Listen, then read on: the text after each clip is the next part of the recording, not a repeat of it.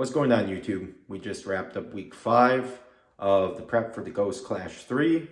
During the middle of a prep, sometimes you have situations that you have to overcome, and this was a perfect example of that.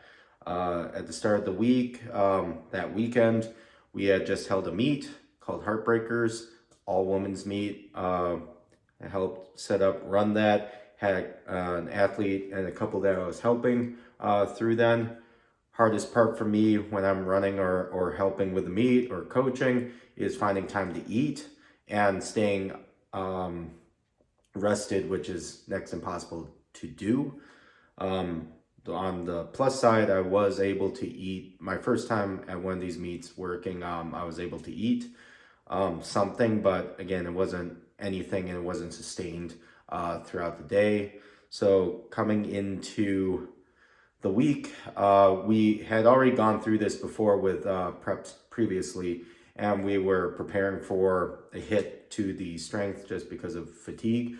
So we had programmed chain squat, again, taking off a decent amount of weight at the bottom of the movement and applying it back up to the top with the chains. So we had a 3x2 of high bar plus chains, about 150, 155 pounds of chains to do. Definitely warming up, did not feel explosive, definitely felt the fatigue. I thought it'd be a little bit better since it was a 1-day meet, not 2-day meet, so I had a little rest the day after. We started with 265 kilograms or 584 pounds of the dead weight load. Moved okay, nothing special. Decided to move it up to 275 or 606 kilograms. Oh, sorry, 606 pounds. That was definitely difficult to do.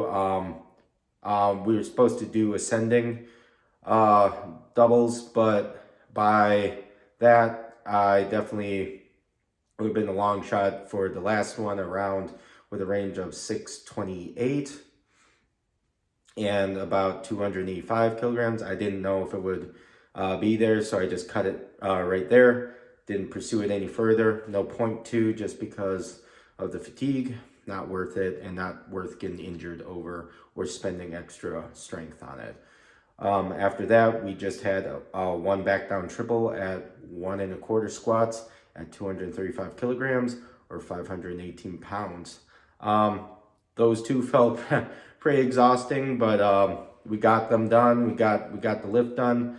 Another thing that was a little different too was that I had to go down to Tennessee to a work site. It's kind of looking like that I might be doing that monthly or a long month, like 5 or 6 weeks in between. But the goal is to keep going down there to the site until the project's finished, which is going to be 2 years or so. So that's definitely something that got an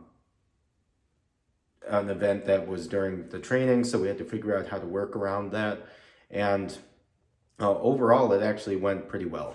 Well, down in Tennessee, I had to do my primary deadlift day. Again, we're oscillating between pause deads and banded pulls, speed reps. And so here I had a 5x2 at 220 kilograms or 485 pounds for banded pulls. Kept the tempo up a little bit. Didn't have access to a Texas or Kabuki deadlift bar. Had access to an Ohio deadlift bar, and it's been a very, very long time since I pulled on one of those. So being fatigued, this was the 3rd day in a row that I lifted just to work around my work schedule, and definitely felt it. It definitely was a little taxing, but we got it done. Not much to talk about here, just happy that we were able to keep the intensity going and get the lift done. So I was able to return back from my trip to Tennessee on a Friday.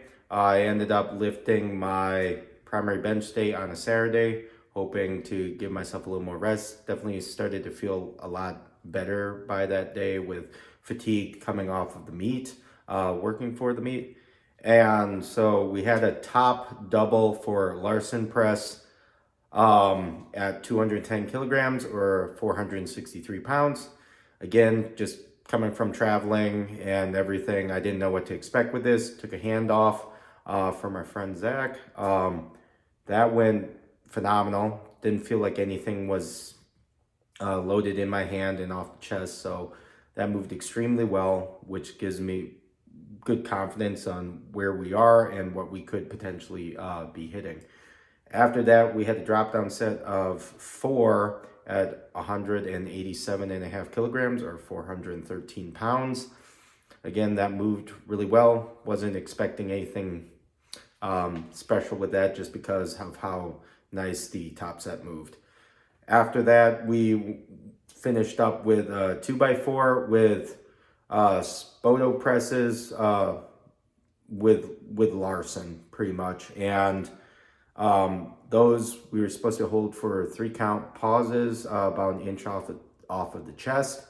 Those felt really explosive as well. So overall, I was very happy with the bench day, how that ended up going,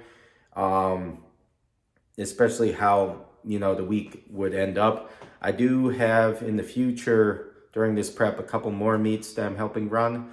So, and especially when those are coming closer to prep, I have to figure out how much I'm going to actually be physically helping and how much I need to actually pull back to make sure I'm resting enough, especially if one of the meets is during my final peak of training. So again, you're always going to have variables during training, especially if you have outside factors or outside work besides training for meets at the gym, because a lot of us have jobs. And so again, nothing to really worry about there. Is just knowing how to monitor your workload and what you can work around. And again, not try to push too much when you know that there are factors that you can't control. So other than that, definitely excited. We're closing in on the last half of prep, the first 6 weeks and the last 6 weeks. So definitely excited to see what we'll end up starting with bench press. Excited to see what we'll do for squat, how things are feeling right there. And definitely happy that grip has been holding pretty well with deadlifts. Just really depends how well I'm able to really secure that bar in my hand. So other than that, like, comment, and subscribe. If you're interested, I offer online coaching. If that is a little bit too much, I do offer templates of 8, 12, and 16-week peaking programs, as well as 12-week template programs for bench, squat, and deadlift only. Other than that, enjoy my bench.